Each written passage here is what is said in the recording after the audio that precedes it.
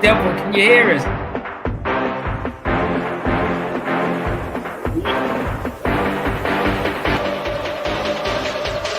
Henri. What a goal! Try to goal! And what a goal!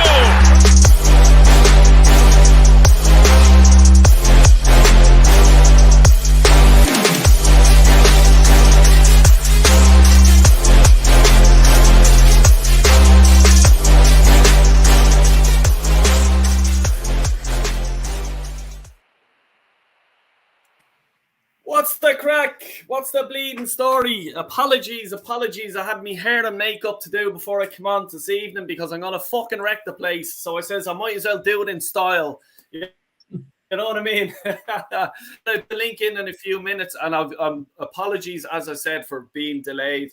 Just family shit and shit happens. You know yourself. But anyway, look, who better to start it off with the two boys here? Kyle Walsh. Kyle, how are you doing, brother? Yeah, good there, boy. Good to see you back on the show. Thanks all good, and Warren's in the gap. And it's big up to Warren and all the lads in the chat. I think tonight, there, boy, this has to be a show that facts have to be spat. And people need to wake up and listen to what we're saying. I ain't a happy camper tonight. There's a lot of things I need to get off my chest. And I'm going to be mentioning a few names here as well. I'm calling them out there, boy. I'm calling them out. Has to be done. Warren, how are you doing, mate? How's things? Yeah, I'm all right, mate. Good. Looking forward to this. And I 100% agree with Carl. I saw his video he did the other day. Was it yesterday he did that video, Carl? Yeah, yesterday, Warren, yeah. Yeah. People, make sure you go and watch it. It is absolutely superb. And everything he was saying was spot on. It's time that people woke up and realised what's going on at this club. And I'm sure later we'll come and talk about what's happened this season and last season at the end of the season, because it is shocking. It is absolutely shocking. And whoever's at that club, someone, heads have to roll. And that's the best way to sum it up. Heads have to roll. Yeah, like I'm just going to look. I'm just going to kick off the show with one thing, and I haven't really heard anyone talking about it, and it's fucking eating into my head, and it sort of sums up this club, the way it's going on at the minute, and it's Reiss Nelson is holding this club to ransom. Reiss fucking Nelson, okay? He's rejected 2 contract offers from Arsenal, and they're waiting to give him a third. They're going in for a third offer. For me, he done fucking nothing this year. Odell, he scored the Brighton or the Bournemouth winner. Right, grand. He was in a position, he scored a goal. Fair fucking play to him. What did it do for the club? Does that deserve an extra 3 years contract at this club? Is this where we're at as a fucking club? You know what I mean? I'm sorry, but for me, this stinks. Tell him, Kyle, what do you make of it? I think what I make of it there, boy. The usual shit from this club. That's why we're after winning that again this season. Because these players are not good enough. Reiss Nelson is not an Arsenal football player. He's not good enough for this club. You have to call it as it is.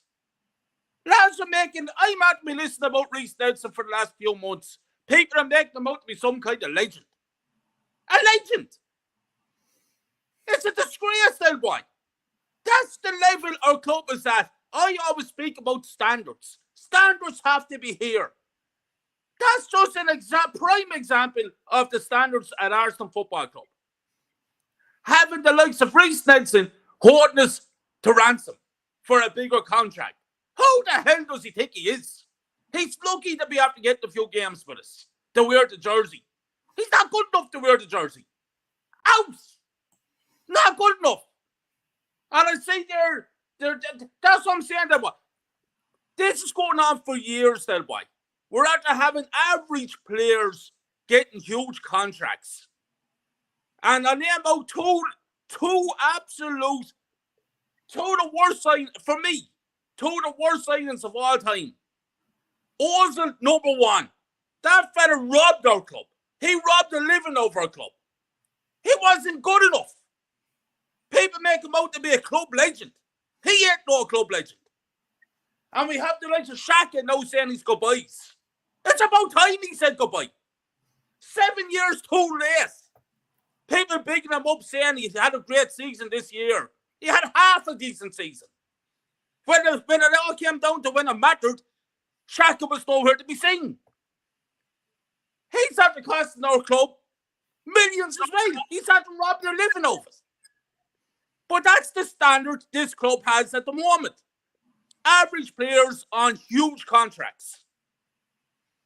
Now, Reece Nelson, open the door. Thank you very much. You're not good enough. I wish you the best of luck. Goodbye. That's what I have to say about it. Not good enough. Yeah, and it's sort of like I'm probably skipping ahead of myself here as well, Warren, and I want you to sort of come down to this. Emile Smith-Rowe, was it last year, was given the number 10 jersey. Now, I know he's been out injured and stuff like that. For me, that number 10 jersey means a lot. And I know to a lot of fans, it means a lot because one of the best, feck Arsenal, never mind Arsenal, one of the best players ever to grace the Premiership wore that number 10 jersey. We're giving it out. We're giving all these contracts out. We're giving, all this willy-nilly stuff real quick. Oh, you deserve it. You had 10 good games. Give him a big contract. Here's the number 10 short. I know he was injured, and so I understand that. But Jesus Christ, he does not deserve to wear a number 10. And it sort of sums up our club. What do you make of that, Warren? Mate, I just think it's another exercise in getting the fans to fight each other. I do, because that number 10 shirt, as far as I'm concerned, is holy ground. It's holy ground. Dennis Bergkamp wore that shirt. And normally, every club in the world will give the number 10 shirt to its most talented and creative player on the park. Right? You look at the players down the year that have worn a number 10 shirt. Michel Platini, Diego Maradona, Dennis Bergkamp. Just to name three off the top of my head. All those number 10s. Do you know what I mean? And they're giving it to some fella who's had, when he got it, I think he'd been in the first team about 6 months. And yeah, I like the fella. I do. And I think it points to, with him, his case, it points to an issue with the treatment of injuries at this club. Because I don't think it's good enough. Players are coming here, picking up injuries and not recovering from them. And it's like, you've got Thomas Partey. Never had an injury before he came to this club. And now he can't stop getting injured. Right? But no, he should never have been given that number 10. And to be honest with you, I don't think we've got a player in the team who deserves to wear that number 10. Yeah. I'm sorry, Martin Odegaard, no, not for me. He's not good enough. He goes missing too much. When there's a big game, where was he at Anfield? Where was he at Man City? Hiding. That's where he was. Whenever there's a big game and the cards are on the table, he goes missing. It's not like Cesc Fabregas. It's not like Dennis Bergkamp. Cesc Fabregas ran more games at the age of 16 or 17 than what this fella's doing now. It's a joke, mate. I'm sorry. He's not good enough. And we need to get a replacement and a top draw quality player into this club. But we need several. That is the thing. Right? And yeah, I'm absolutely appalled by the way that they're just handing around these contracts and historic and, holy ground shirts the way they are. It's I'm sorry, but it's absolutely appalling. Absolutely appalling. Dennis Bergkamp's shirt going to Emil Smith Rowe. Yeah, he's a good player and he's good prospect for the future, but there's an issue with his injuries. Season before last season, he was outperforming Bukayo Saka. More goals, more assists. But he hasn't been able to play because of his injuries. What's going on? It's madness. Do you know what I mean? Why is he picking up all these injuries? He gets one injury, gets that sorted out, comes back, and he picks out another one. I just don't understand it. He's going down the same route as Jack Wilshere. Kyle, go ahead. What are you saying? Yeah, just see Jaminho. Big up to Jaminho. One of the read ones. He just there. I saw his comment there. He said that he thinks Nelson's a decent player, but he wouldn't lose any sleep if he didn't sign the contract. So big up to him. But I'm just going to have to say this, and this is not against Jaminho. It's just me and my standard. We have to talk fact stats. We have to raise the barrier. We have to raise the standards. We are now going into Champions League next season. We are not going to compete in Champions League football with the likes of Reece fucking Nelson in our team. He's an average player for the likes of Newcastle or someone like that, but not for Arsenal. Not for where I want my team to go, my club to go. So, as far as I'm concerned, goodbye. And for Emil Smith, or for Smith Rowe to get the number 10 jersey, that way. Just to roughly say it. Absolutely disgusting. Disgusting. Dennis Bergkamp, in my eyes, is the greatest player ever to wear an Arsenal jersey. And they're giving this jersey to Smith Rowe. Smith Rowe is a decent player, but once again, everyone is getting all carried away. And I think they get carried away by a lot of these players because they're English. And it bigs them up to be something that they're not. And I'm telling you here and now, on this show here tonight, Smith Rowe, not good enough. And he's another player that I let go from Arsenal Football Club. But like I say, my standards are high. Maybe they're a bit too high. But those two players, Nelson and Smith Rowe, that we just talked about, I wouldn't have them at the club. That's my honest opinion. I sort of even, and this is a question for even people in the chat, like, and I'm going to aim this at you first, Warren, so I hope you don't mind. But is Kyle Walsh's standards a bit too high, or is it real? No, not at all. Because listen, right. Let me put it like this, right? When you go to sell a car, right, you don't put it on the market if you know what you're doing. If you put a car onto the market, you don't put it on the market and start advertising it at the price that it's worth. You put it up higher than it's worth so that when people will try and knock you down, so that when you do get knocked down, you get the price that it's worth and what you want for it. So no, Kyle's standards aren't too high, because if you don't aim high, if you fail to meet that level, then you're going to end up dropping below where you should be. So, like, I remember when Brentford got promoted, right, into the Premier League, they did an interview with Ivan Toney, right? And they said to him, how are you feeling about the new season? What do you think you're going to do? And he says, well, we're coming into this league to win the title.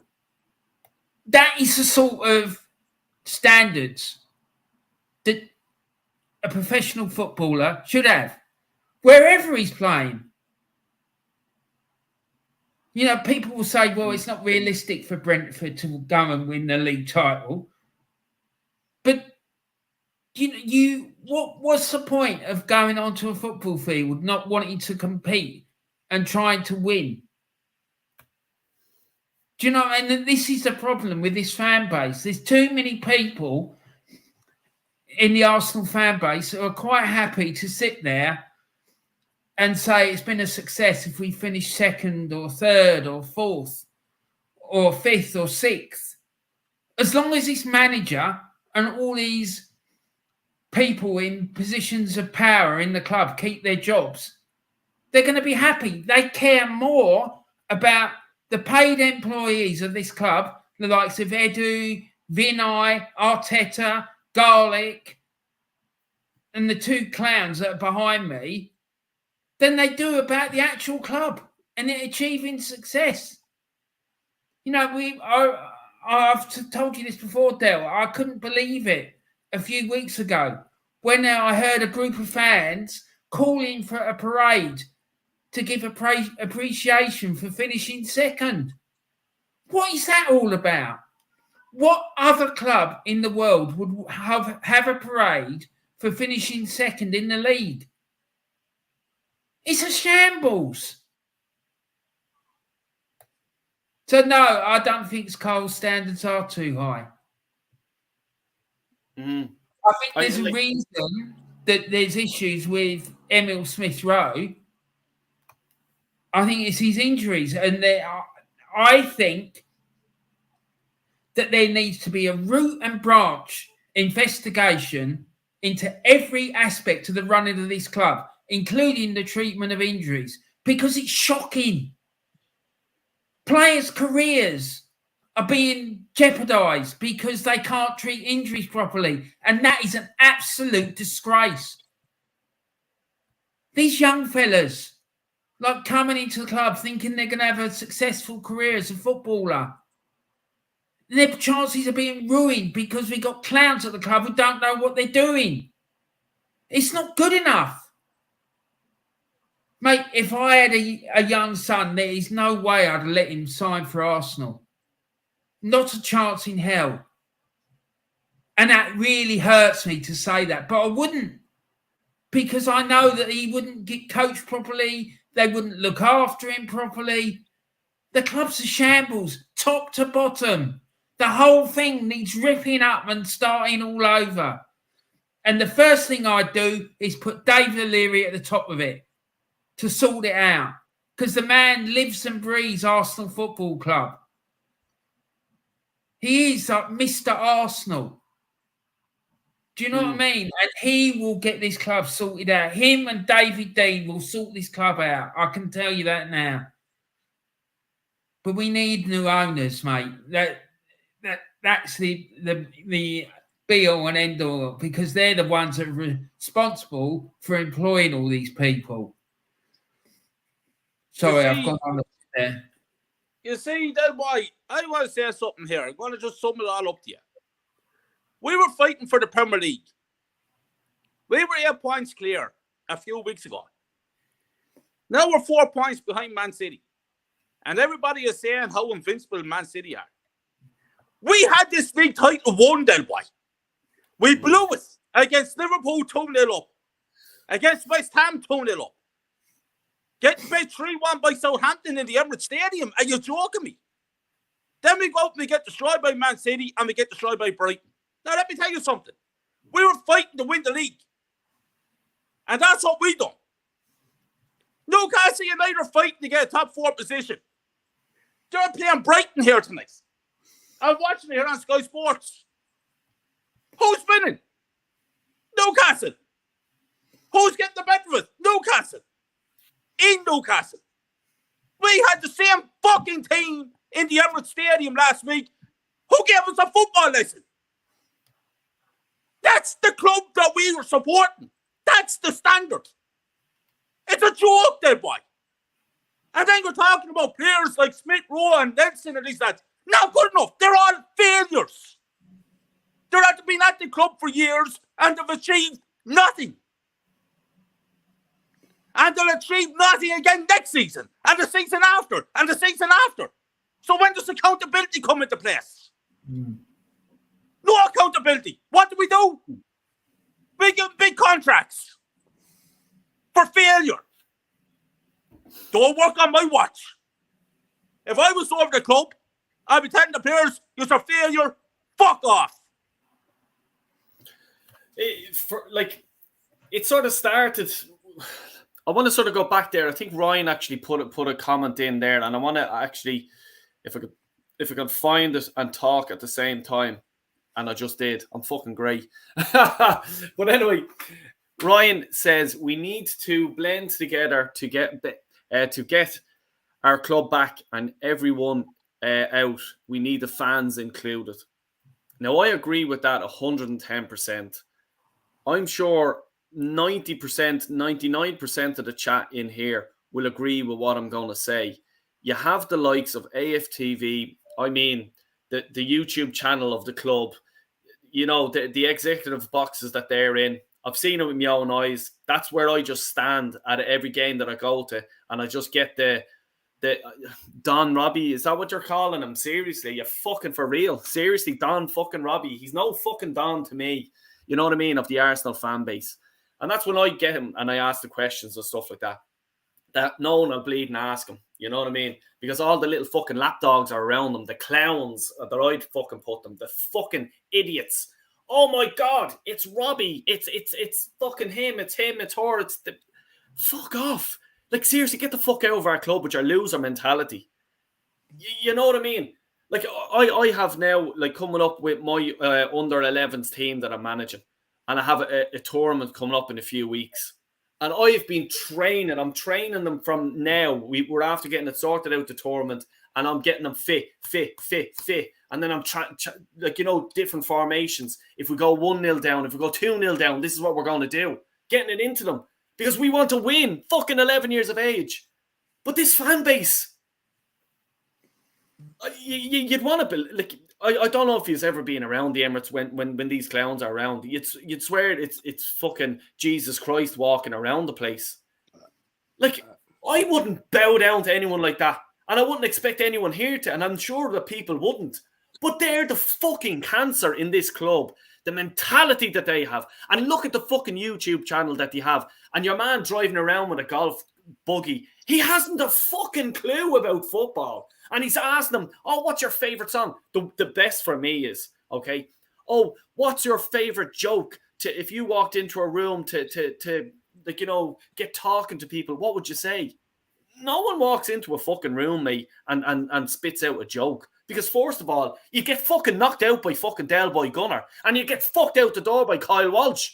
You know what I mean? And these clowns are in the fucking club asking questions to players. I'm sorry, I don't want to know these fucking answers. I want to know why Odegaard wasn't there in the Etihad. How he didn't fucking play well. But he'll go down to fucking wherever and play fucking great there and play against Gibraltar and all this stuff. Well, ask them these fucking questions because they're the answers I want. You know what I mean? But no, we'll fucking ask them these stupid questions. You know, Warren... What else has to be done? Like, what has to be done if you had a fucking magic wand or something here? What has to be done? We need to, first of all, I'd say we need a new owner.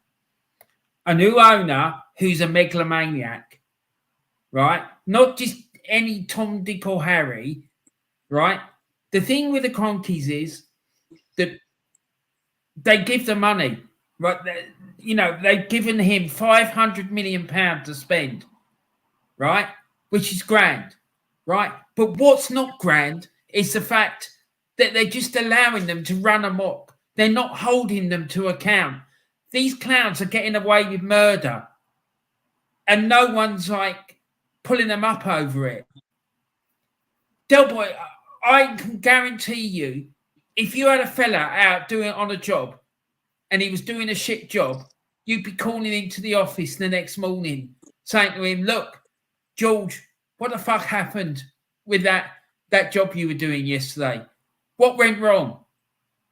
The bill for that I'm going to have to pay to put that job right is coming out of your salary.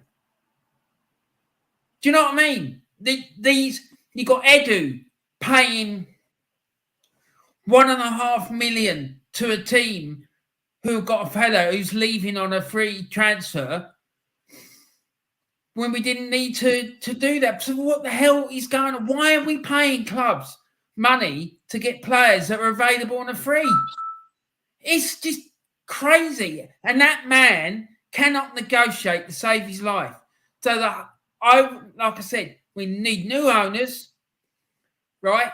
A megalomaniac who's going to demand answers and who knows about football and is willing to invest in the club. I'm not saying that they're not, but they need to keep doing it, because this clown that we've got as a manager and the rest of the transfer committee haven't got a clue what they're doing. And this is the problem. No one at that club knows anything about football or knows what they're doing. They just don't. None of them have done roles like that they're doing now, but ever before. So how the hell is it going to work? No one's there to guide them. It's shocking, mate. Honestly, I just find it absolutely unbelievable that a multi-million-pound business is being run like this. It's a fucking circus. It is. It's a circus. And, yeah, so new owners, like I said earlier, I put David Dean in there with David O'Leary. I want David Dean to do a root and branch investigation into the whole running of the club, bring out a report with actions that need to be achieved, right, for improvement in the way that the club is run and managed, and then get new people in these positions. Because some of these positions, I'm not even sure we need them. What is it that Vinay does on a day-to-day basis? What is his responsibility? Do we even need that role filled? Because I don't even know what he does. Do you know what I mean? It's just, mate, it's a shambles, the whole thing. That's why I'm saying it needs to be ripped up and started again. Because it's not working. This culture of continual failure, season after season after season, and employing people that aren't fit and capable to do the jobs that they're being asked to do. It's got to stop. It's got to stop. There, boy, let me tell you something. I went to see Arsenal against Chelsea up in the Aviva Stadium, there, boy. You were probably there as well. Yeah. A few years ago. Good few years ago, actually. And to tell you the God honest truth, when I came out, I had an interview with Robbie at the side of the Aviva Stadium. Yeah. And I got into a massive argument with him. And the argument that I got in with him was about Mesut Ozil.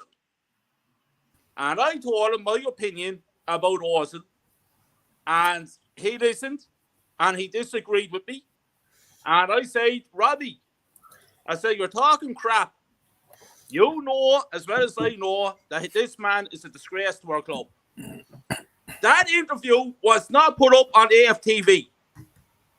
I wonder why. Now, the other thing is this. For things to change, I agree with Warren. New ownership, new board of management, new manager. About 60, maybe 70% of a new squad to compete with the best of the best. And AFTV removed from the club. They're poisoning the youth's mentality. The youths that never saw the club through the eyes that we've seen them. And I think it's an absolute disgrace what's going on at this club. And the amount of fans that's accepting this mediocrity, it absolutely hurts me. It pains me. It destroys me on a daily basis. Because this is Arsenal Football Club. And the youth of today, and not only the youth, but other fans, that's delusional. with all this AFTV bullshit are sitting back wanting to do parades for second place. Are you joking me? I'm picking up these players with their new contracts. They're not good enough. The club at the moment is not good enough, Del Boy. And it's not going to win a Premier League title for another 10 years, man. These are facts. I'm hurting big time because our club is acting like a championship side. It's terrible what's going on. Matt, Darren, Central, welcome along, lads. Thanks for joining in. Matt, I'll get on to you there. Do you have this solution for this club? What do we need? What do we need to do next? We need to pray. That's about all we can do with this club. It is dark days, man. It is dark days. You know, I told Lee earlier today. I said, you know, I watched that game last night with City and Real Madrid. And I want this to sink in. I want this to sink in with everybody. We were 8 points clear of that team. That team that just slapped Real Madrid, we were 8 points clear of that team. That team has circled back, and now we're going to be 8 points behind almost. What planet are we on? What planet are we on, gentlemen? What planet are we on to see that kind of foolishness? Over here in the States, there's one thing I can say about over here that we do right. If you make a mistake like that, they will fire your behind extremely quick over here. They just had a gentleman that took a team to the playoffs in basketball there for about 3 years straight. He couldn't get over the hump this year. They fired him 2 days later. Oh, for some weird reason, Arsenal Football Club they reward people for failure. It's like you were saying earlier about Reece Nelson. Reece Nelson I know. is holding the club hostage. Yeah. Wait, I mean, Arsenal have fought. We have fallen, man. We have fallen. When I say fallen, I'm talking fallen. You know, it's funny when I looked at the caption. What tickled me about the night's talk is when I looked at the caption and I saw the new crest X'd out in the old one. I was like, that's where it started. That's where it started at. Yep. We don't even have the team's motto on the damn crest anymore. We're at the bottom, the basic stuff. We've gotten away from basic. I heard Warren bring up David Dean. Basic stuff. David Dean can get stuff done. Yep. No questions asked. No questions asked. No questions asked. If you need to go get a player, you wouldn't even know we had a player. He would just pop up with the player. Boom. Here it is right there. We're done. We're linked to all these players. We've been linked to Benzema. We've been linked to what was the boy that plays for PSG? Julian Draxler for 8 years. All these players for 20 years. We've been linked to them. Nobody's signing.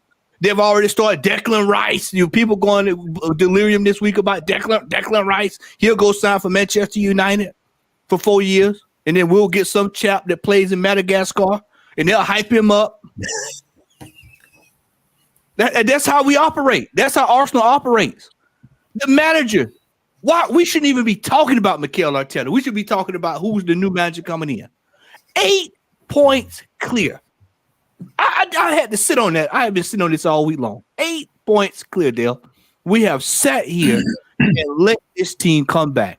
And people are around here talking about, well, at least we are going to the Champions League. That's what I saw. And you want to deal with that? Because that's it. Hey, they're in a pot, by the way. We're going to pot 3. That team, Real Madrid, will be sitting there waiting. And if you think that Real Madrid is going to show up next year, I got a bridge right out in the back that I'm going to say, because I'm here to tell you they're going to make wholesale changes to that team. So by the time we see them, they'll be extremely world class. They're already world class, but they'll be extremely world class. People, we have been sold a bill of goods that's absolutely no good. We have been sold mediocrity is the maximum. You look at these players. And somebody said that Granit Xhaka should have been gone he should have been gone the night the kit came off and was thrown on the ground. He should have been gone that night if the club stood for something. Instead, we reward him. Hey, hang around here a little bit longer. El Nene. El Nene. Oh, We injured. New contract. Eddie Nketiah, 6 goals. New contract, $100,000. Rob Holding, protect this value. Look, I mean, we have just made a complete mockery of this club, man. It's laughable when you look at it.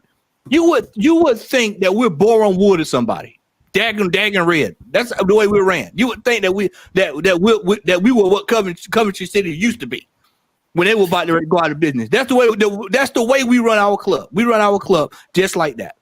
And then we have this fan base who gets online, and then they hype up other fans who don't know any better. That's the thing that gets me crazy. Is when it's some people that know better, and then there's some that don't know any better. And those are the ones that you really have to be concerned about, because that batch gets poisoned. Because then they start thinking everything else is normal. This is normal. This is not normal. You don't throw away 3 cup competitions in a year because you got bigger fish to fry. You don't throw away competitions that you in. Dale Boy, to answer your question, and I know that was a long diatribe. Next year, starting out the gate, regardless of what happens, if Man United win the FA Cup, they win it. If not, then this is going to lead right to where I need to be. That's why I'm pulling for City, because I want us to right out the gate, starting next year. I want us in the going for the damn, I lost my damn train of thought. What's the Charity Shield? The Charity Shield. Yeah. The Charity Shield next year, in my eyesight, is a major cup, because we need to treat it like a major cup. We need to start treating stuff serious. We don't need to roll out the U18s and 21s and all that. No. We need to start acting like a club that takes stuff serious. When you look at Man City in the Carabao Cup, what do they put out there? Do they take it serious? They take it serious. I think they won it 3 or 4 years in a row or something up to this year. They take stuff serious. Arsenal Football Club needs to start taking stuff serious. We didn't take winning this title serious this year. How do you know that, Matt? Well, look at the January transfer window. Look at it. Look at the August transfer window. $35 million on Vieira. $35 million. You look at Real Madrid. They're over there buying Bernardo. Or whatever his name is, who scored all them goals yesterday. That's what they're buying. We're buying mediocrity. We're buying players we can't even use. Adele Boy, we're buying players we can't even use. We can't use these guys. And then go ahead. Like, just going back to what you were saying about David Dean, like, that's when it sort of felt like this club just stopped caring. Let's go Project Youth, and let's try to, one day this player will be the best player in the world. But guess what? He won't be the best player in the world at Arsenal, because we'll just sell him. Or he'll get, do you know what? I want to go to that club because they're winning things.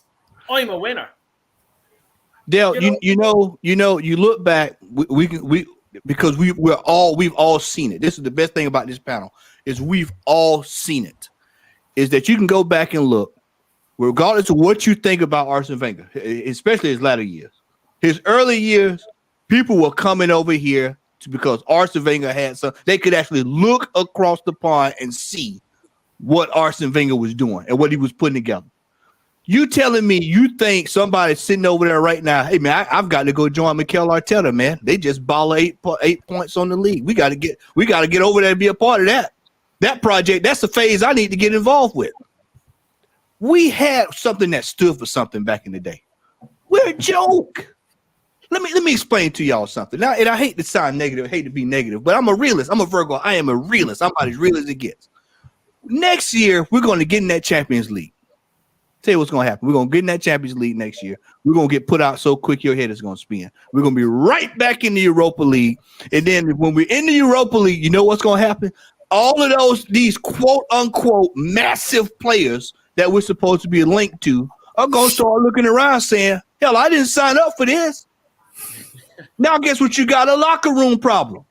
Nobody's thinking about this. Nobody's looking at the reality in this. We're not signing any massive players this summer. We're going to be signing guys that are just enough to get by. Just enough. Maybe a name or two that you might know. They're not coming in here with transcendent world players that we get from PSG, over from Juventus, over from Real Madrid. We're going to get some guys that's halfway decent that could probably, they may get a $50,000 pay bump, and that's probably enough to keep them satisfied. This regime is done. This team is done, man. This year was so critical to us. It was right there we had our hands literally on the damn trophy, and we pissed it away. We completely blew it. So next year, what's going to happen is the reality test going to set in. Me and Jez talked about this the other day. People are starting to turn. If you look hard enough, people are starting to look around and say, this isn't normal. This isn't normal. You're 8 points clear, almost 11 at one point, and then you don't have anything to show for it. And then you're supposed to tell everybody, oh, this is normal. No, it's not. It's not normal, y'all. I'm telling y'all, this is not normal at all. This transfer policy. As soon as the season ends, we need to have people signed right immediately. We don't have time to be sitting there waiting all the way to August 31st for David Ornstein to get on Sky Sports and tell lies all night. I don't have time to sit there and watch yellow ticker tape and all that stuff. We leave it too late. We leave it absolutely too late, y'all. And then Edu.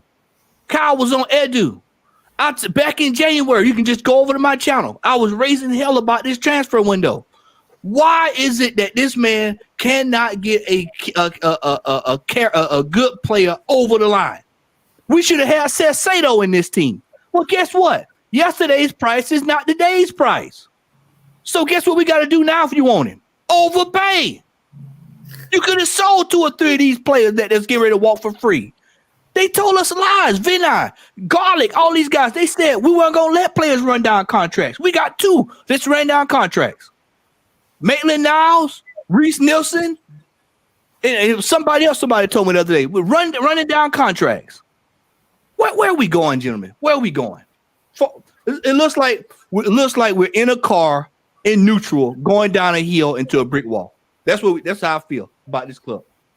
I'm sorry. It's one of these nights where I've been sitting around, and when I start thinking about how bad it's gotten, and it just really irks me, man, where we are as a club. Yeah. And only a handful of us see it. Only a handful of us see it. That's the sad part, gentlemen.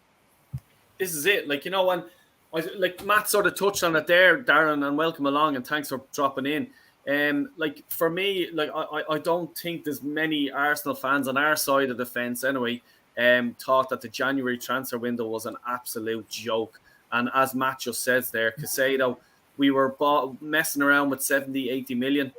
That's surely now going to be about 100 million. There's lots of people like Liverpool fans, everything, when they spanked us a few days ago, they've been just nothing but bigging this guy up. That means there's an extra 20 million on top of his head. How sort of important was the January transfer window for you? Did Edu let him down, or what do you think? Yeah, definitely Edu let us down. I mean, I remember watching Simon Jordan a few years ago talking about David Dean, and one of the things he said about David Dean was he had to watch him because David Dean would try and sell him a player with a chocolate leg. So here we've got a man that's got Arsenal Football Club's interests at heart. He was a businessman and a supporter, and then he got himself into the Arsenal world by rights, by trying, and he would represent our interests. And you're right, spot on. By the way, Matt, I think credit to you as representing Arsenal Football Club from the American side of things. You're probably the best speaker from across the pond. I appreciate that, brother. You come across with all the facts, no bullshit. You smash it. Everything you say, I agree with. Now, I think the biggest problem we've got, it was the January window lost us the title as well as other things. But I hark back to the same old thing again. It's our fans. And if any of them are listening today, I just want to give you a little example of how I learned to be an Arsenal fan, because you do learn to be an Arsenal fan. You don't just turn up when you're 7 or 8 and know it all, right? I was there at Anfield 89, and I remember the first game of the season, the following season, when we were defending the title, right? So I was lucky enough to get a ticket to go up to Old Trafford, train up there with a mate from work, everything else. And I had a pint in my local workingmen's club the night before the game. So the game was on Saturday, 3:00, I think it was. And I was sitting in the workingmen's club having a pint. And it was a place I never usually went for a pint. I was just sort of visiting. And I sat there, I was all cocky. I thought, yeah, we've won the league now. That's it. We're going to win league after league after league.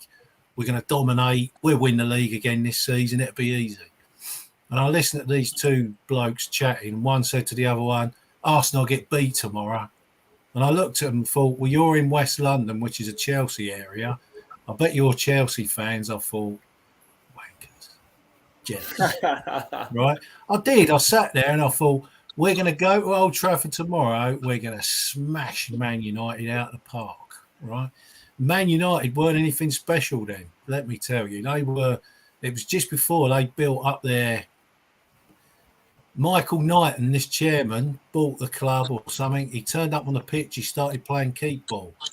Man United then went out. Steve Bruce had a bang from across, 1-0. Rocky Rocastle got a goal back, but they smashed us 4-1, and that learnt me a lesson. Don't be cocky when you support Arsenal Football Club, right? Be balanced, stay grounded, yeah? None of this hype, hysteria, crap these people come out with. And the latest thing they're all doing now is how good Man City are. Oh, look at Man City. Aren't they invincible? Oh, they're brilliant. Oh, look at them. They're going to do the treble now. They're unstoppable. They're this. Well, answer me this question. After I had a row on Facebook today with some idiot fans, how comes Man City have lost 4 games? How come Man City lost to Brentford? How comes Man City lost to Tottenham? No, Man City ain't that good, let me tell you. Man City's team now don't frighten me any more than what Liverpool's team frightened me in 89, in the 80s, and what Man United's team frightened me in the 90s. They ain't that good. They're not that invincible. Yeah, they're not. They're beatable. They get beat. Yeah, sorry, Darren. We didn't even have to beat them. All we had to do was go and lose by the odd goal, and then beat West Ham, Southampton, and Liverpool. Yeah, we go on and on about the same old thing, stream after stream after stream, and it's disgusting. I'm at a stage now. I don't want us to win any. I'm looking forward to us having a disastrous start to next season, so we can get this manager out. I don't want us to win any games anymore. I'm sick of it. Because it's goldfish mentality. We're just making the same old mistake over and over again. You know, Dale, he brings up a great point about this inferiority complex that I'm starting to see a lot of. I was on a panel the other night. I don't know if anybody saw it. I know some people in the chat was on there, and I was bringing up about pretty much what we're talking about now. And one of the people on the panel said, "Well, you know, City had been playing fair," and I was just like, "What you mean?" He's like, "Well, you know, they're under investigation. What if it comes out that they've been doing this in the third?" And I'm literally in my head thinking, "Is that's what we are? We have fallen so far that we're hoping that something happens to City so that we can get to the title, or you know, these issues with his finances and stuff, bro. I mean, it's ridiculous. This inferiority complex that we have gotten. It's like Darren just said. I watched them last night. I can tell you how Real Madrid got skin up. They sat on the back foot. Every team that sits in the back and passes out of the back gets beat by Man City. The teams that have not done that are the teams that have won. It's that easy. But the problem is, everybody, like you said, everybody, they shaking it. Oh, it's the mighty Man City. We have to lay down. We have to bow down. And for Darren and Warren, you know, those guys there, man, they had to deal with Liverpool in the 80s.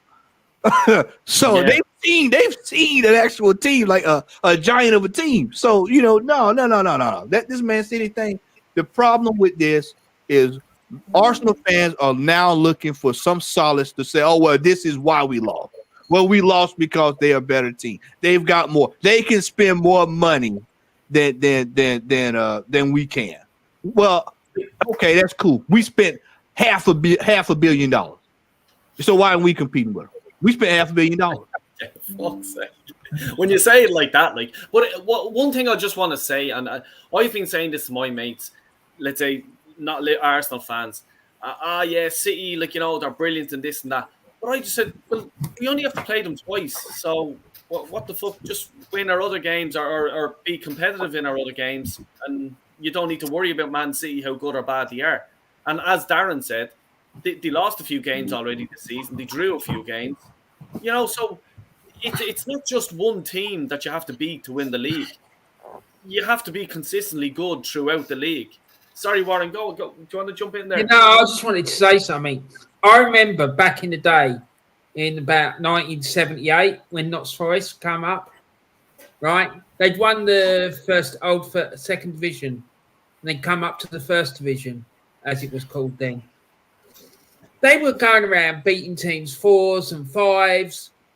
And I remember going and watch Arsenal with my dad, and like we were winning games 1-0, 2-0, 2-1, something like that.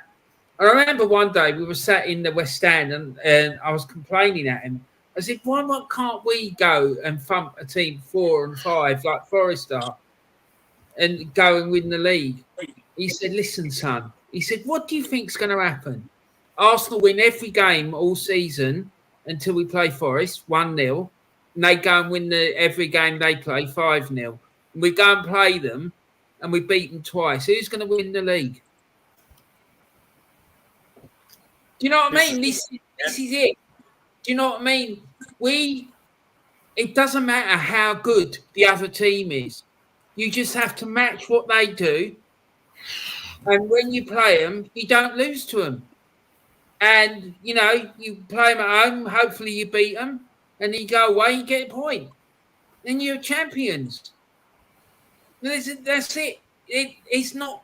We're not having to play them every single week. We don't even have to outscore them.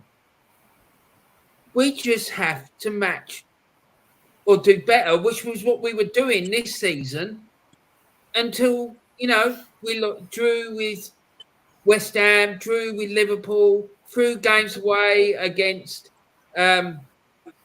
Southampton at home, and then lost to Brighton. You had all those points up that we dropped. We'd be ahead of them. So, and like Darren said, like if they were that invincible, they would have a big 0 under the L column. But they haven't. They've lost 4 games, I think it is. So I don't buy this business like Darren does. They're being invincible. Yeah. Go ahead there, Kyle.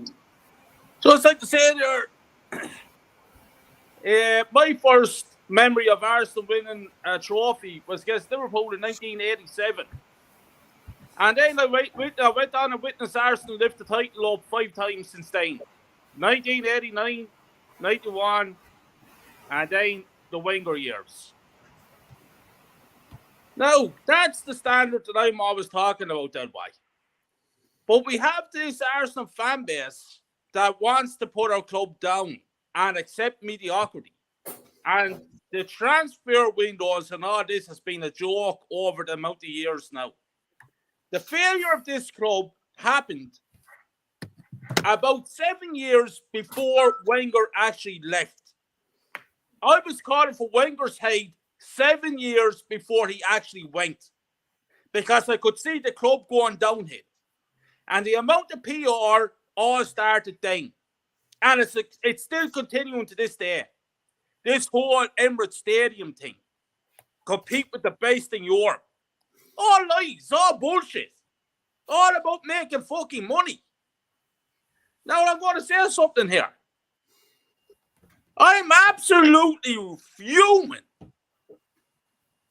with that Ian Rice. Did you see what bullshit he came up with over the last couple of days? That he was so mad about the fan base leaving the stadium against Brighton the other day, that the fans should have stayed behind and clapped the team and marched the troopers on because of what we've done. It's an amazing season. Do we not realise what the target was at the beginning? It was to get top 4. We've managed to do it. And we still have a chance of winning the league title. What a fucking idiot! A man that I grew up with shouting and screaming at the TV, celebrating. A club legend.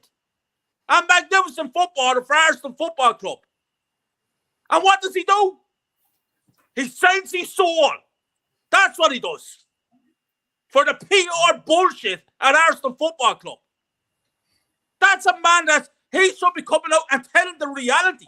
He should be telling the facts, the truth.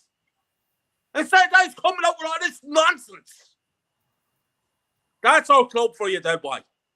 It's a very, very sad day as an Arsenal fan. But this fan base will see one day what we're talking about. Because they're all stone blind. This club is going no. Matt, big up Matt, by the way. And congratulations on your 500 subs, man.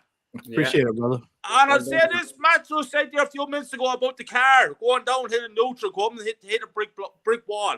And it's like what I always say, that boy. This club is going nowhere fast. Wake up, people. Wake up. Like, it's hard to understand. You support a team or whatever it is, if it's a car racing team or something, because you like them and they're trying to win. What are these people supporting the club for? I don't get it. Like, I don't understand. It's a feel good. It's a feel good movement, man. A lot of it's a feel good.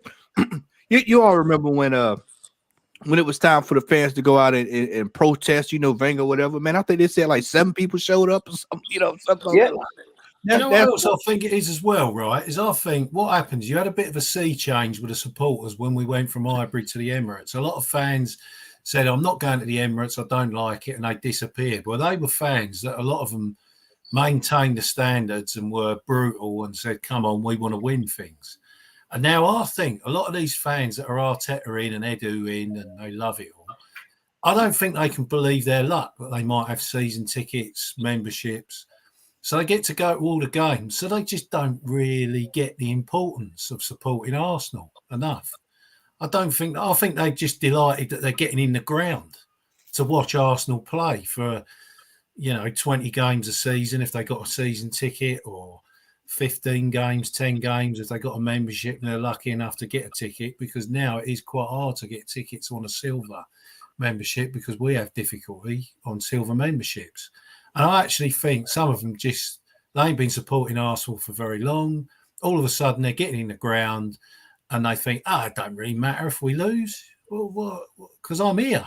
I'm enjoying it. I'm privileged to be watching Arsenal. It's true. If I have to sort of, Darren, can I just sum it up? Sorry to cut across you. My summary of it is that these fucking assholes live in a box room in their mom's fucking house. You know what I mean? They're such fucking losers that they can't even go out and make friends and go out and do stuff. Like, you know what I mean? Yeah. Oh, let's go down to the Emirates. I'm going to hug my friends with AFTV, dance around Tony Adams' statue, sing songs. It's great, man. You should see me. I've made loads of friends today. Fuck off out of the club. It's a joke. I had a discussion with someone on Facebook today which ended, did you get taught to win at school? That's what I said to him. Did they teach you to win at school? Oh my God. The thing is, it's even worse, right? Because I know of at least one person, and if it's one person doing it, I'm sure there's others, going to that football club, they've got a season ticket, and they're using it to make money. So they pick and choose which games they go to, and then the rest of them, they go around selling the tickets out the season book to make money out of it, right? And on top of that, this fella, he goes to the games because he wants to be seen in the Emirates, because he thinks it's good for his image to be seen there. Like, we know there's something going on in that club that's not abundantly clear, which is damaging with our fan base. Something is happening, something is going on that we don't know about, and you're spot on. It's something to do with money, tickets, revenue. I don't believe for 1 minute when you log on to that thing and you try and pay money for tickets that all them tickets are selling for them prices. I don't believe it anymore. I don't. Yeah. Like Matt and Matt, I want to ask you this question, right, about the Kroenkes. Like, they are, like, for me, soulless people. They don't care. They would I be right in saying they moved? Was it an NFL team from? I'm not sure where it was. But From St. Louis to Los Angeles. Like how can you do that? Like, it's like the people in St. Louis. Next thing your team is gone. It's gone. What the fuck is my question? Now the question, you know what the real question is, and I'm gonna probably get some looks when I say this, but they've given. I'm gonna say it again. They have given Mikel Arteta and Edu $500 million to spend. And what have they spent it on? What have they spent it on? Look at the team. That is the $1 million question. No pun intended. What have they spent the money on? Now, I don't too much give a damn about the Kroenkes over here. I mean, it's over here across the pond, you know, relatively laughing stocks. But I will say this: I'm a Lakers fan. Their team is playing us in the playoffs. Of course, you know I want us to win. There's a couple reasons why. One, Lakers fans, we demand the best, and then you know if we win the title, it's 18. We'll have the most titles in the league ever. But and then of course to beat Kroenke NFL team. This is where I started to get frustrated. Oregon is in the chat, and they'll tell you they will spend big time money on that team in the NFL. I watch it. Yeah, they will splash the cash. Over here, when it comes to Arsenal, we penny pinch. It's like we have money, but then we penny pinch it out. It's like somebody said earlier. I think it was Kyle. Marquinhos, $1.5 million for a player that's free. That should be investigated. That's a charge. Should be looking at. Well, how is this going on? Give your $25 million. Give your. Over to the stadium. You move from. They said we're moving from Highbury over here to the Emirates to compete with the likes of Real Madrid, Bayern Munich, Juventus, all of the world-class football. I saw an article the other day. Ivan Gazidis in 2012.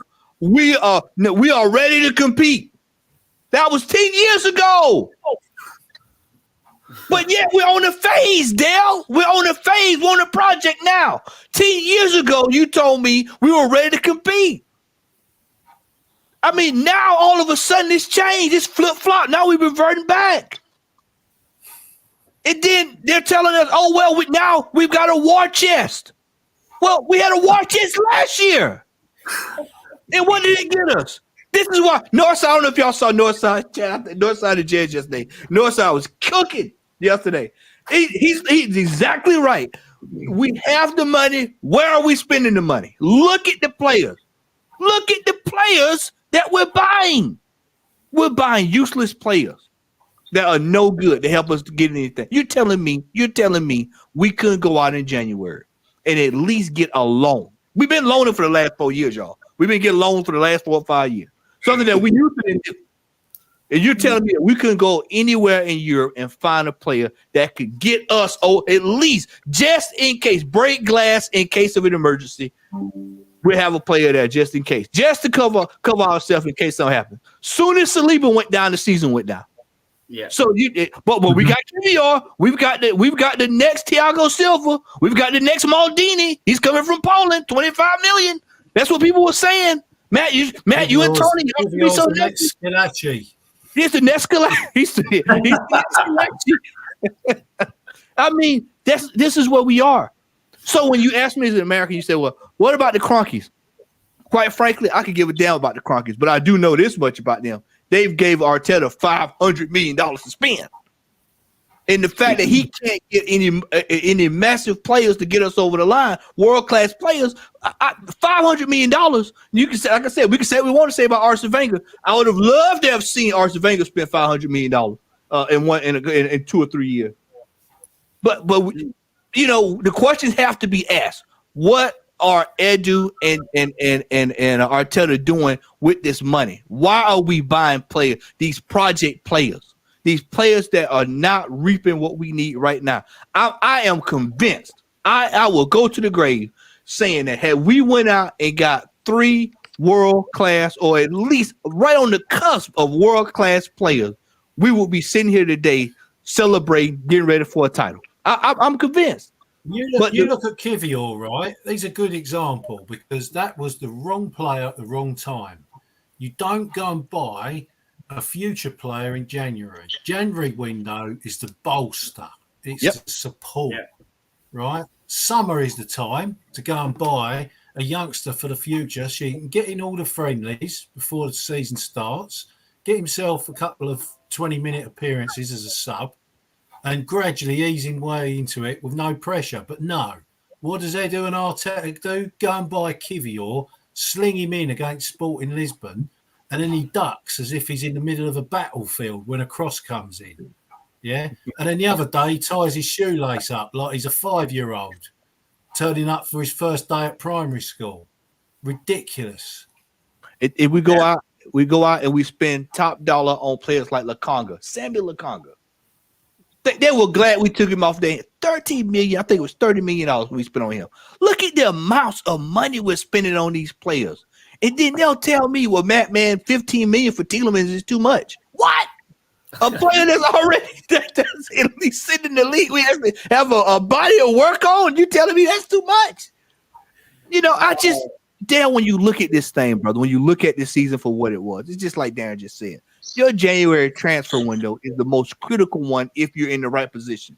You're fighting to get 4, which if you go back to last year, I'll use last year as an example. We threw it away in January last year. We didn't go out and get what we needed. And what happened down the stretch? We needed a striker. And what happened? Eddie Nketiah, the defense is in trouble when he's in the room. Well, apparently the door was closed. The lights were off. Nothing was going on. Nothing was going on. And what happened? Boom. You know, and so you look at this thing for what it is. Even back in 2008, we had a chance in 2008 in the January transfer window. Back when Eduardo went down.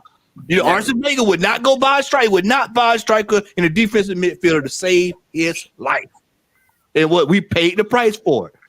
This team and organization does not understand how to be proactive. We are so reactionary. When all that fails. When you look at, like, let's say the players that Man City have signed, okay, like let's say Haaland, I think my 5-year-old son knew that Haaland was going to be like immense in the Premier League. You know, and we have these scouts and all this sort of stuff. What about Bernardo Silva, Gondigan? You know, we all knew that these players were top quality before they came to Man City. They didn't spend, you know.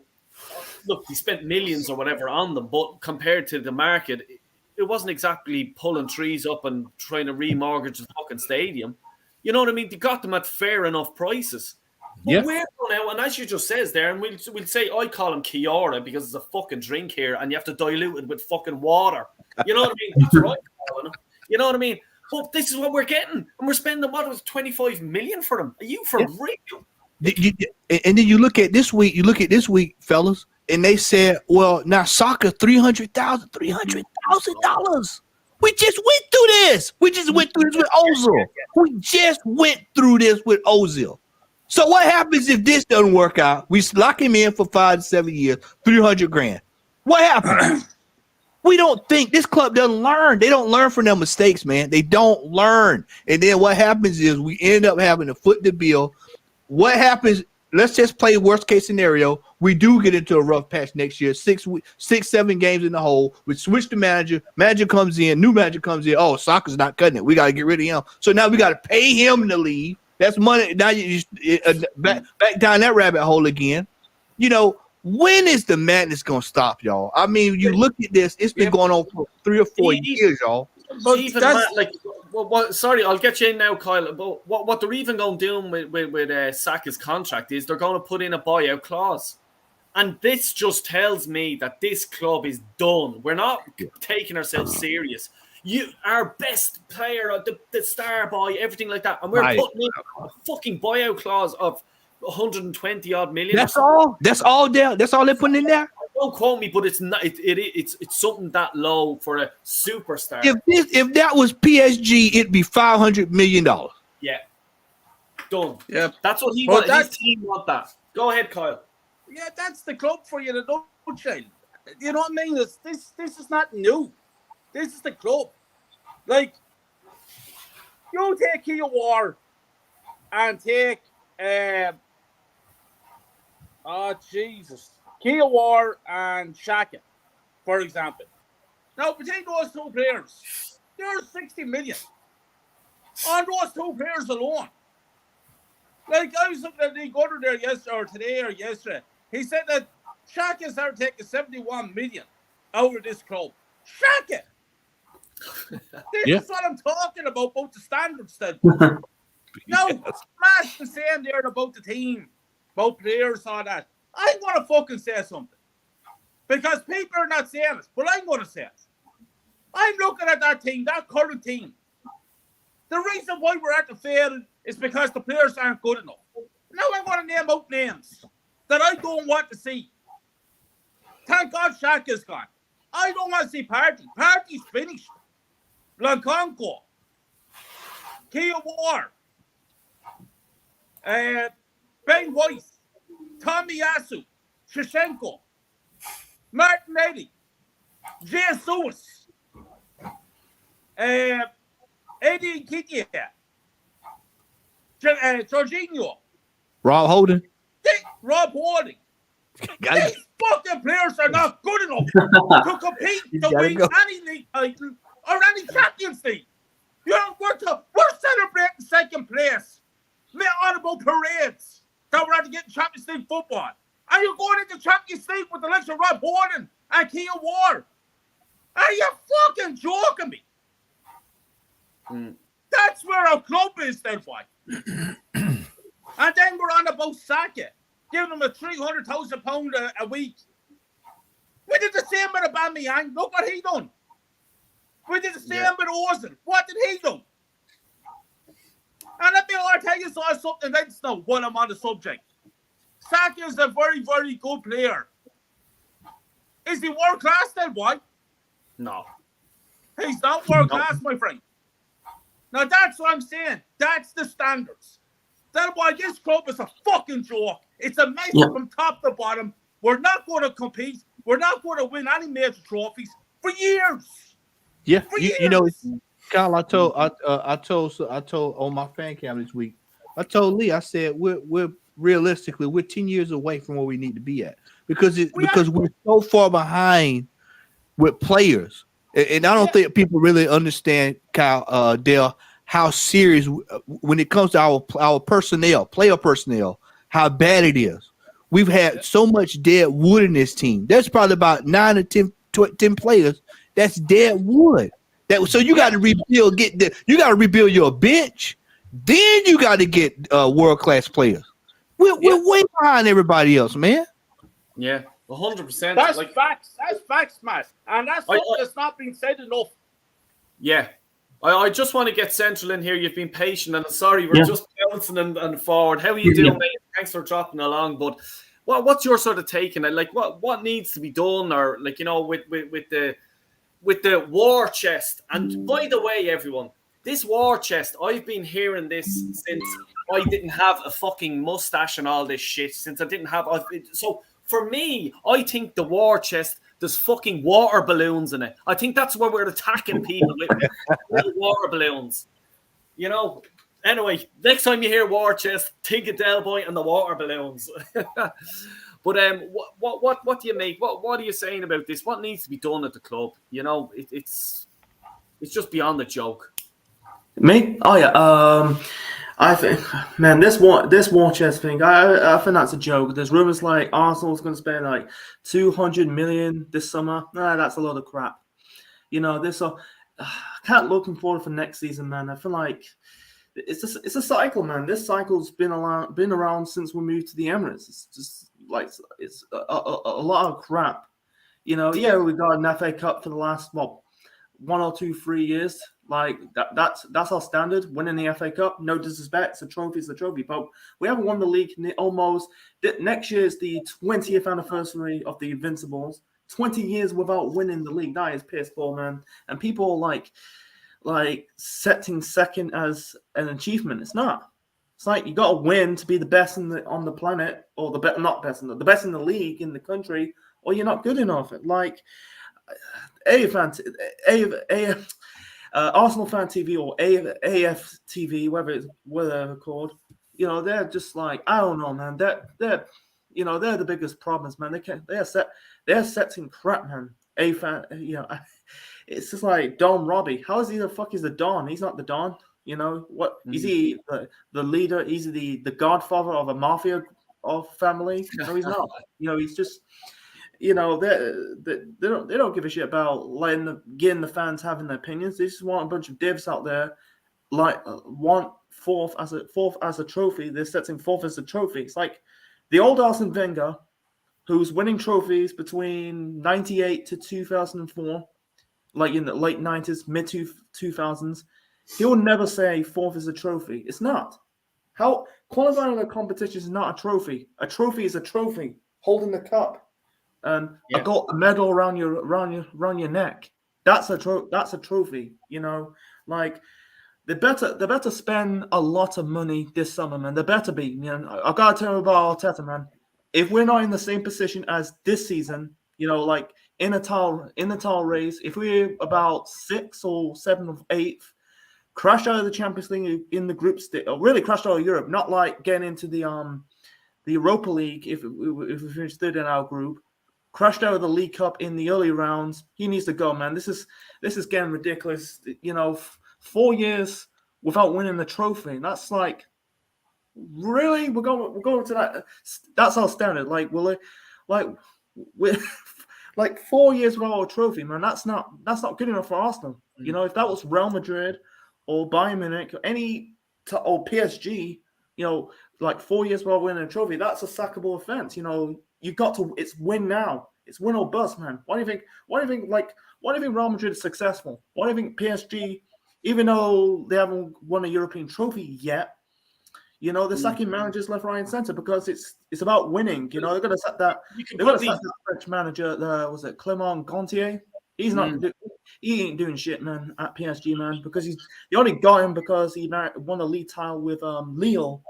But it's like Real Madrid, they're going to sack Carlo Ancelotti, Don Carlo, because it's people are like gasping up like second place. No, it's the elite sport. Elite sport's about winning something. It's not coming second, third, fourth, fifth, sixth, 9th, 10th, 11th, 12th. It's about winning. Yeah. It's not.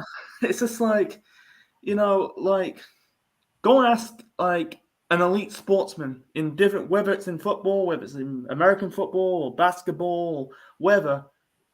Do you remember coming second? They probably don't know, don't even care. It's about the trophies. Like, Matt, what do you wanted to just jump in there, mate? I want to ask a question. Does anybody on the panel remember what Edu said at the beginning of the season?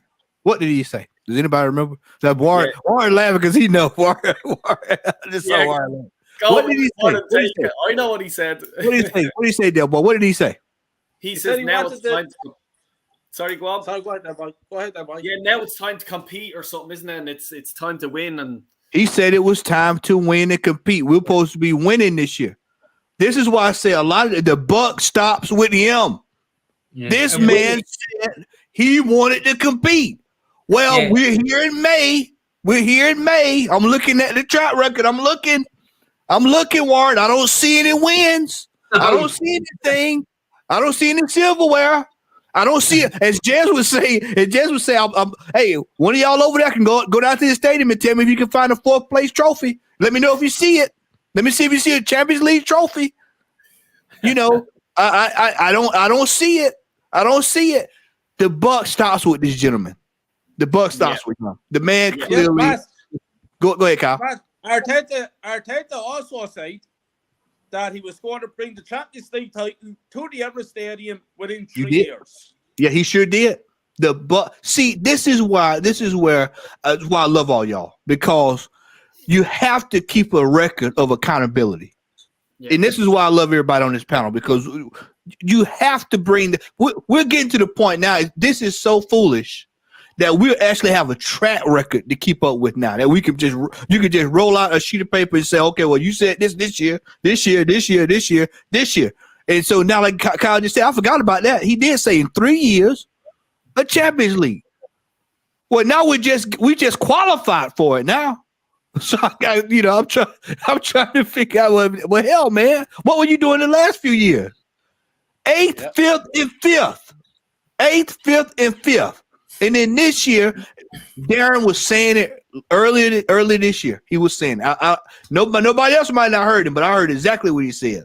We got a favorable fixture schedule out of the gate. So it worked in our favor. Team, and I told somebody Monday night, I said, when Leicester won the title, everybody else was flopping around. Everybody was just fumbling and bumbling. So it looked like, oh man, the mighty Leicester had just rolled through everybody. What happened was everybody else around them was trash. What happened immediately the next season? Chelsea went from worst to first. This is why when you have this argument with fans, they're going, oh, well, we'll be back next year challenging. We're going to be back in the saddle. And what's going to happen? I'm telling y'all, Newcastle, Aston Villa, Manchester United is getting ready to get the deal is going to get ready to get inked in. And when you get Chevron and all them involved, then that's it. You can hang it up. Then you got to deal with Man City again. Buddy, we are falling by the wayside.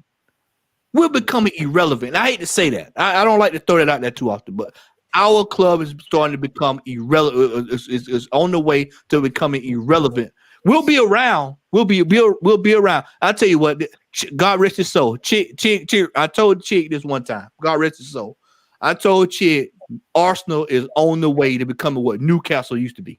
Yeah. When you have conversations with other fans, do you get the impression when you talk to them, they say to you things like, I had a chat with a Blackburn fan once on the beach abroad, and he said, oh, you've got some great kids. Yeah. You've got a really good team for the future. I listen to his words and I think, what he really means is, you ain't doing nothing, mate. Yeah. You ain't doing nothing, yeah? Yeah. Because potential is one thing, but consistency and actually doing it is something else.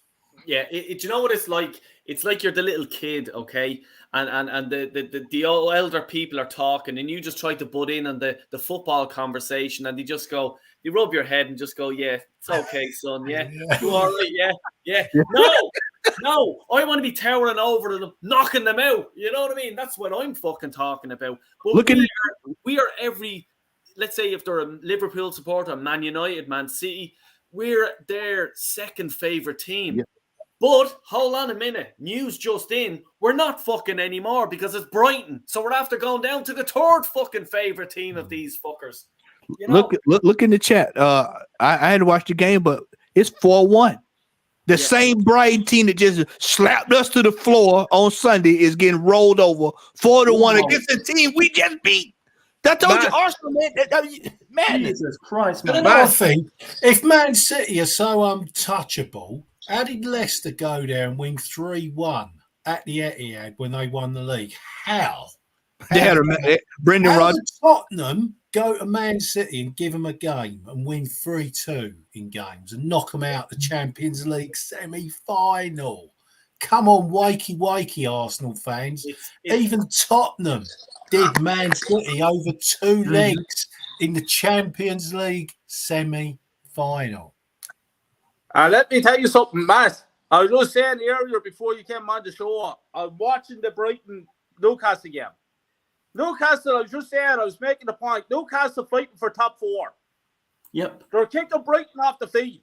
We were fighting for the Premier League, and Brighton came to the Emirates Stadium and kicked us off the field. That doesn't make sense. That's the mentality. That's the losing mentality. That's the standard of this club. A Yeah. fucking joke. Yep. People don't want to face the facts. We're behind. You know, I talked to Prince today. I don't think he might be saying this. Me and Prince was chatting today, and we were talking about the missed opportunities. And one of the biggest one was we had a chance to get Pep. Yeah. Wenger sat in that position, knowing it was he should have left after the FA Cup when the Ramsey winner. He should have said, you know what, I'm out of here. Thank y'all. And sorry to cut across your map. I just to add to that, Pep was in the training ground getting tips. Go ahead. I'm glad you verified that, because Prince asked me was that true, and I was like, I don't know. So yeah, you verified. So yeah, Pep was. Hey, he was in the building. He was in the room. You know, we had a chance, and then blew it. Klopp available, blew it. Conte available, blew it. Ancelotti available, blew it. Just look at all these world-class managers I'm naming out, blew it. Mikel Arteta shows up. Oh yeah, we got to get him. That's the man that's gonna take us to. That's the man that's gonna part the Red Sea. That's the man that's gonna go get it done. I mean, just when you look at just just the mistakes. You know, we had the fella that was from over there at Dortmund scouting players, getting Matteo Guendouzi, World Cup players getting in the France team, World Cup. Oh, he's a bad attitude. He got a bad attitude. You know, we got to get the guys out with the bad attitude. You know, he's a bad dude. You know, and then you look at the players that we missed. Had Sergio Gnabry in the team, world class, considered world class player now. You know, you look at this fellow we just got over here in the States that's going to run up, spearhead our attack. Balligan's over there in France. Well, man, it's the French league. Anybody can score. Well, he's scoring goals. I know that. 19. How many has he scored? How many has Nketiah scored? Show me that. Let's put them up. Let's put them paper side by side comparison. These are the difficult discussions that our fans don't want to make. They don't want to face the fact that it looks like we're good. I use this term all the time. Fool's goal. We use this a lot down south. Fool's goal. It looks like it's gold, but it's not. This team needs surgery. Mm-hmm. We need major surgery if we want to compete. Yep. Because otherwise, we're just going it's rinse and repeat. Rinse and repeat. This is year 4. 1, 2, 3, 4.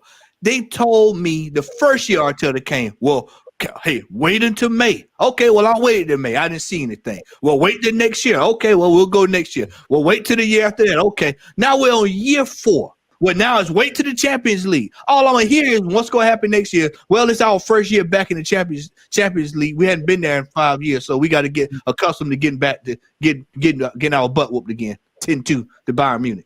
Yeah. Over 2 years. That's what's going to happen. Yeah. I mean, it's a sad sight, gentlemen, to see where we are and that people just absolutely don't see it, man. Look how we gas Martinelli up. Martinelli gets pumped up into being this player. When's he last got 2 goals in a game? When's he last terrorised defences, got past players, had one-on-one shot? He can't do it. He's not doing it. Yeah, Everyone thinks he's like a top-class, world-class player for Brazil. He's not. Darren, he's not quite there yet, man. He's only a young kid. He's only about, I think he's in his don't matter how old he is. Don't matter how old he is. Pele was 17. Yeah. Wayne Rooney and Michael Owen, they were smashing teams to bits when they were like 17, 18. Wayne Rooney, Everton, Arsenal, got on the pitch, he was about 16. He turned a couple of defenders inside out and smashed one right over the top of David Seaman. When he was 17, he was running games, wasn't he, Darren? Remember? When he first came into the Arsenal team, 16 years old, and he was running games. Yeah. Mark, 3 years of age, he's not good enough. Simple. Not good enough. Head is shaking. Right. Well, I'm going to leave it on that one because I have to go in and get a pint of Guinness. I'm fucking head's wrecked here, so I won't sleep tonight. But anyway, I got to go around the room and just give us a shout out to your socials. And thanks a million to everyone in the chat, by the way. And slap the like on the way out and subscribe to everyone's channels here. So, Kyle, I'll go to you first and we'll work our way around. Yeah, you catch me on Kyle Watch Gunner I'm almost breaking the 200 mark now, so I am. So big up to everyone. And I just spit facts, shoot from the hip. If you don't like it, don't watch it. If you do like it, I'm entertained. We like it. So I just speak from the heart, there, boy. I'm passionate about the Gunners. I'm after falling out with lots of people. I've lost some friends because of it this season, which is sad, really. But that's their own lookouts. And I'm a fella that I follow through what I say, and that's it. So Arsenal, serious problems. We need major surgery from top to bottom. And if we don't start doing this, we're just going to be lingering mid-table next season because we will not be finishing top 4 next season. This was our chance there, boy, and we didn't have the balls to do it. So that's me over and over. I'm going to throw out a bit of fish here now. And for a bit of late dinner, sit back and look at the golf. So, lads, big up to the whole panel. You're all legends, and big up to the chat. And I'll see us all in the next cartoon. Fair play, mate. Warren, give us a shout out, mate. Right, okay, so I'm Warren from Warren's Team Talk. I'm on YouTube, Instagram, and also on YouTube. I do a show on a Saturday that starts at 2:30, and where I keep you all up to date with what's going on in all the 3 o'clock kickoffs. It's usually a bit of light-hearted fun and entertainment.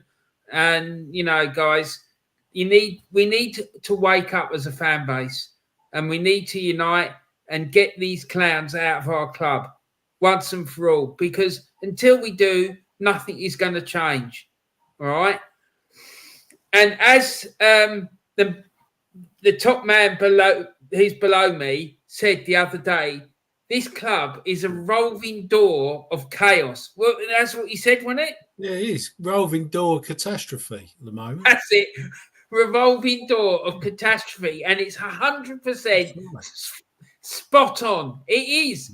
But it's not going to change if we don't take action. And the time has come, people. We have to take action.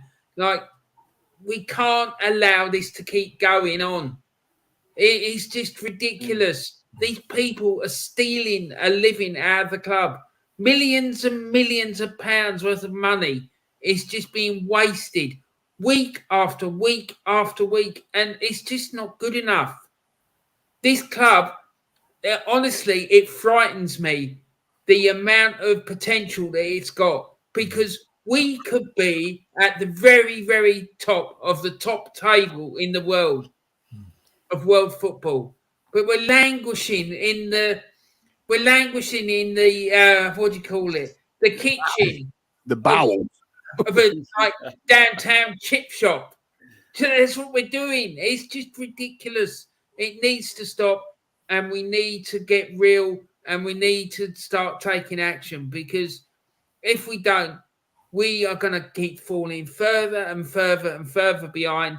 And the further behind we fall, the longer it's going to take us to get back where we belong.